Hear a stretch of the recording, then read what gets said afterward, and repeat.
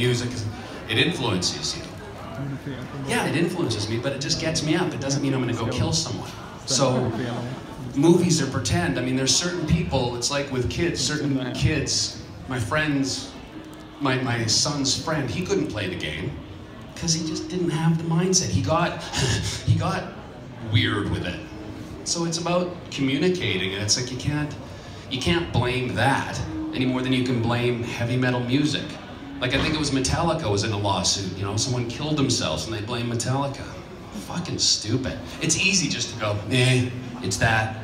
But that's not the problem. The problem in America is not fucking video games and movies. There's an endless list of problems, and I wouldn't put those as the top. So, does that make sense? Yeah? It's a good question though, because it's true. It's like when people, and even for me, when people say that, you know, we do all these violent characters, but it's not because I'm like, yeah, I want to contribute to the violence in the world. I want more people to kill each other. No, not at all. And it's funny because I'm totally not the violent gun guy. Don't believe everything you read. It's a big lesson today, social media. It's pretend. We're kind of running out of time, but I have a question from the audience. I'll keep my answers brief. Do you ever behave like Trevor Phillips in public? No. Next. Yeah. Shout it out. See, we could get 5 more, and if I stick to the answers are going to be colors, yes or no. Vad är det farligaste du har gjort i en inspelning? What's the most Blue. Good answer. What's the most dangerous thing you've done on a set? On set? Yeah, the most dangerous thing. Dangerous thing on set. I tell you what, on The Walking Dead, driving those box trucks we drive. Huh?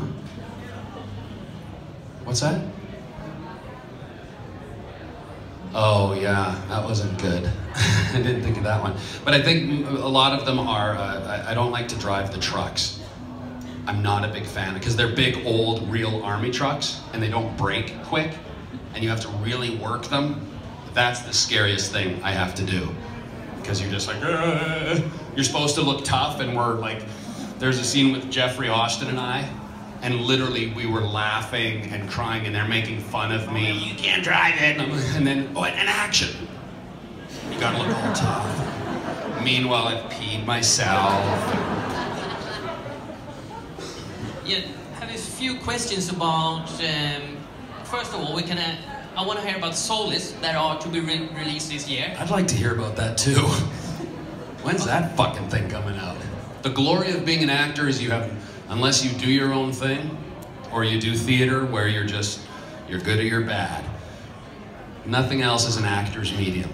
You can do films, like people say, what are some of your favorite roles? I mean, some of my favorite things I've done, people will never see, you know, just because it's either theater or it's some random, bizarre short film I've done that no one would watch anyways.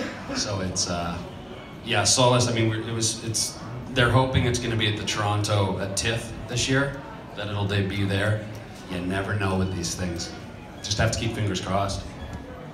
Yeah, so you can't tell us so much about it. About the film? Yeah. Well, the film, it was great because I got to shoot it on a break and I shot it in England. And it's, has anyone seen Moon? Duncan Jones' first film. It was David Bowie's son. And then Sam Rockwell, and it takes place. So anyways, we have the same set designer. So the basic gist of it is it's just me, that's it, in a space capsule that essentially has an accident, a mining accident, gets shot out into space, and it's hurtling towards the sun. So it's just sort of this real-time 90 minutes from here to the sun. So it's sort of a whole face on mortality and death and regret, and it was fun, really proud of it, but who knows what happens with that. Hopefully, you see it. Yeah, and I know in the film, the romantic comedy With an Edge, you played, I love this name, Donnie Don Don, but you also wrote and produced that film. And I'm curious, how come you choose to do all these parts yourself?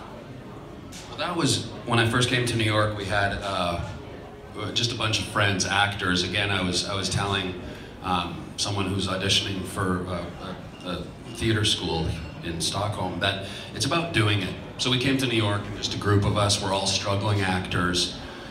We just made like a little production company and just made our own films. That's kind of what you got to do, because you can't wait around for a break. So it's always good to just do your own thing. So we just did our own thing with that one. Okay, thank you so much. We are actually running out of time, and if you have further questions, don't hesitate to come by the table and ask more. Okay? But I'll round up with two very, very short questions from the audience, okay?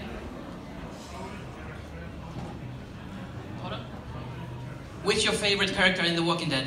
Carol. Carol would be the one to survive the longest, I think. Why did Rockstar Games want you for Trevor? What's that? Why did Rockstar Games want you for Trevor? Want me for Trevor? Well, I had to audition for Trevor.